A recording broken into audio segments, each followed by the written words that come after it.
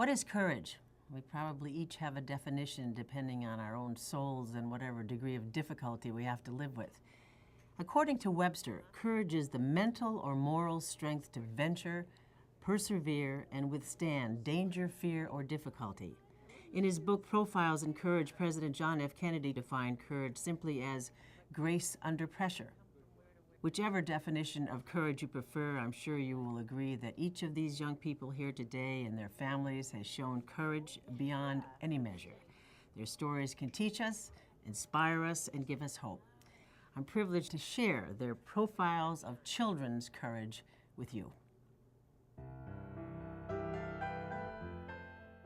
In the winter of 2000, Joshua Jick was severely injured while skiing with his family in Utah.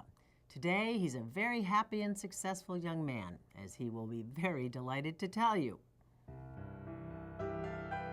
Well, I was skiing, and I somehow, I don't know the details since I don't remember, hit a tree.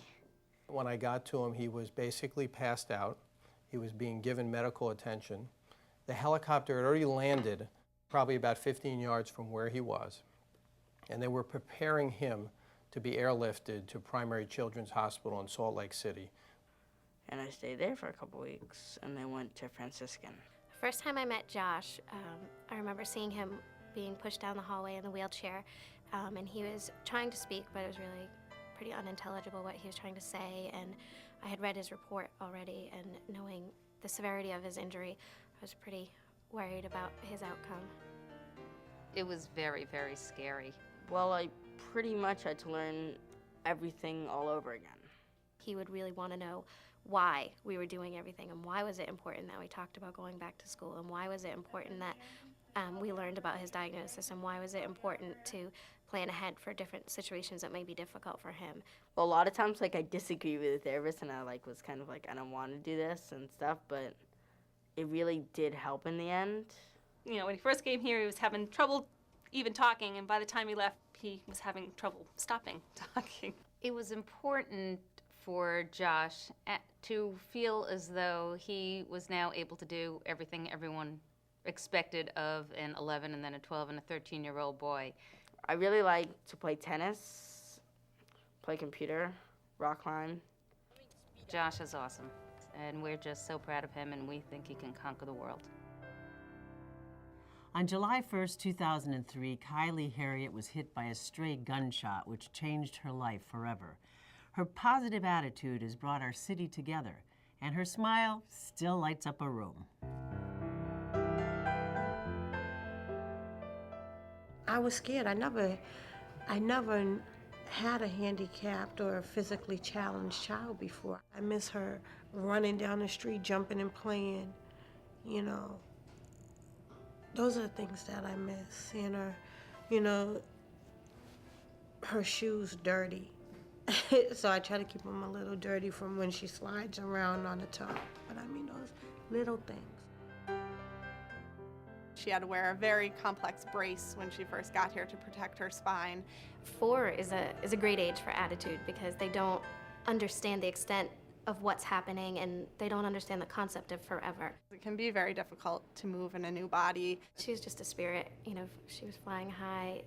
The whole time she was here, she was happy to be able to sit up again, and every step of the way she was eager to try something new because she wanted to do as much as she possibly could.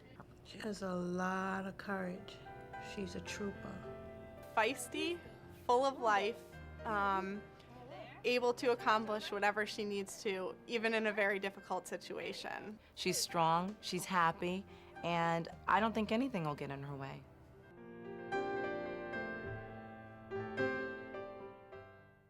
On February 5th, 2003, Nick Prefontaine suffered a traumatic injury while snowboarding.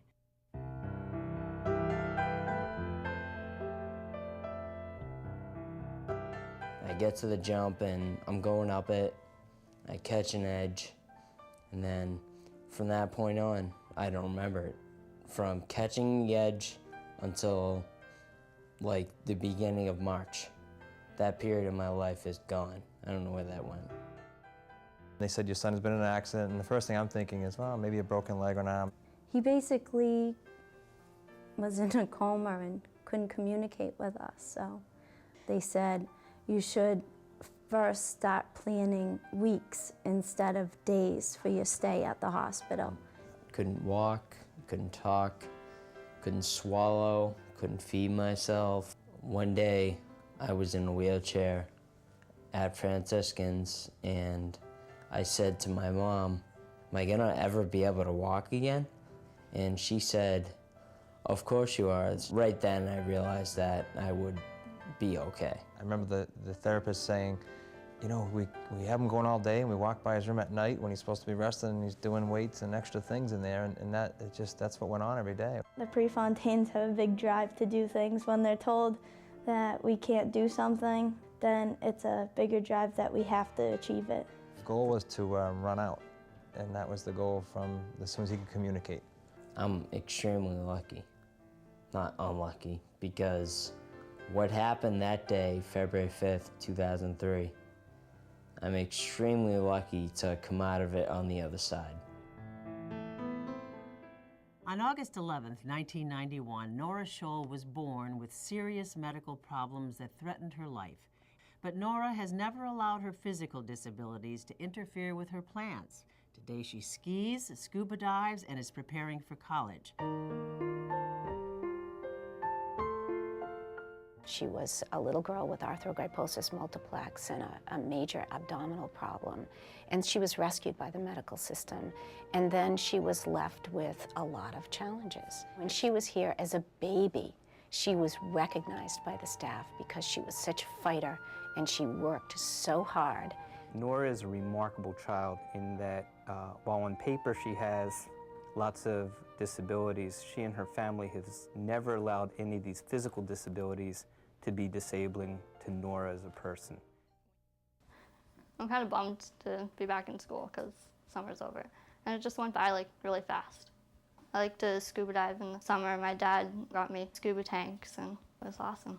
I like to go skiing in the winter. I'm part of Maine Handicap Skiing, which is like a free program for disabled people, and whatever your disability is, it doesn't matter. You can go out and ski and have a lot of fun. And they have volunteers, you know, that help you out and stuff, and it's great. I love it. I use the computer a lot to communicate with people, and I have a cell phone and stuff, and like I go on IM and everything, and you know, MySpace and all that stuff. I got Adobe Premiere Elements like last year or something, and I've been fiddling around with it, and I don't really know it that well, but I'm learning. Stay strong, and like it's worth it, you know, because there's more to life than just, you know, being in a wheelchair and being in the hospital and stuff. There's a lot to experience. Thank you for like saving my life, first of all, and helping me along the way. Whichever definition of courage you prefer, I'm sure you'll agree that each of these children and their families show courage beyond measure and offer inspiration and hope to each of us.